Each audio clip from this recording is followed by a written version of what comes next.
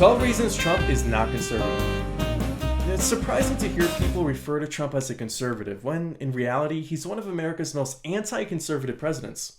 Conservatism requires respect for precedent and institutions and supports thoughtful, well-planned policy changes. It is founded on virtues like morality, humility, thrift, balance, level-headedness, and consensus building. We'd like to present to you the top 12 reasons Trump is not conservative. Trump withdrew from TPP.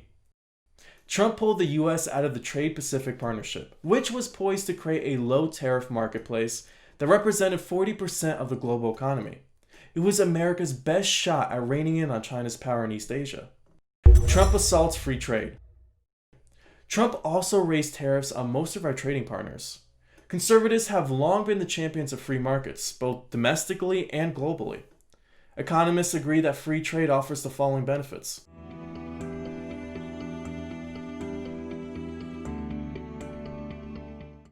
Trump interferes in private business. Trump used his presidential powers to directly harm companies like Amazon, Comcast, and AT&T because he didn't like political opinions expressed from their leaders. After Trump started trade spats with the rest of the world, Harley-Davidson struggled financially and made plans to move some production outside the US. To retaliate, the president threatened, quote, "They'll be taxed like never before." Trump abuses executive orders. You have to go back 40 years before you can find a president who has signed more executive orders per year on average than President Trump. And his executive orders have been much more consequential.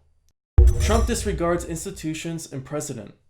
Trump declared a national emergency to override Congress to fund his border wall. At the time, illegal immigration was already on the decline. Putting many family members and friends in prominent leadership roles remains questionable at best. Trump also declined to commit to a peaceful transition if he loses the election. Trump does not exercise restraint.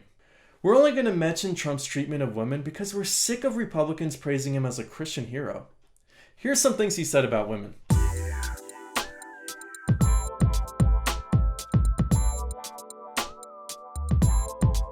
He had multiple affairs, gave hush money to porn stars, and walked in on naked women in dressing rooms with teenagers.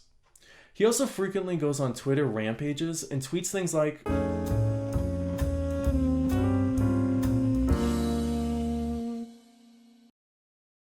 Trump doubled the deficit.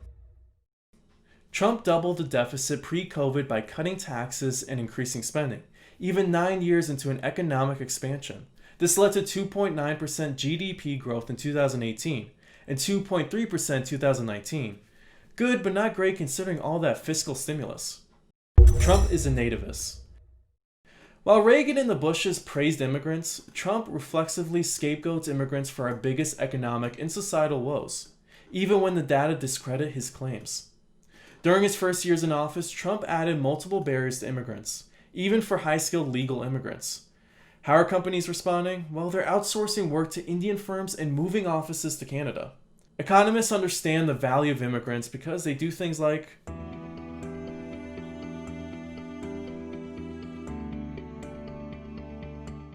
Trump has not honored America's word abroad. Conservatives believe in upholding America's honor by respecting treaties and promises.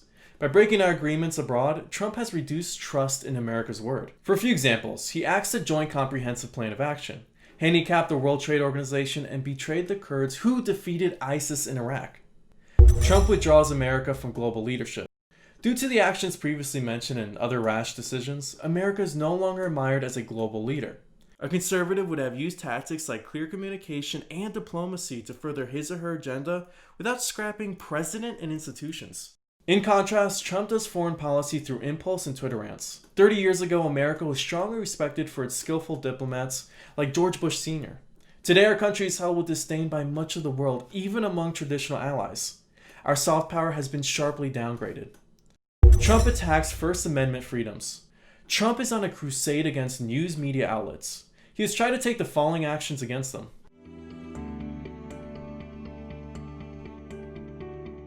He also gassed peaceful protesters to make way for a photo op.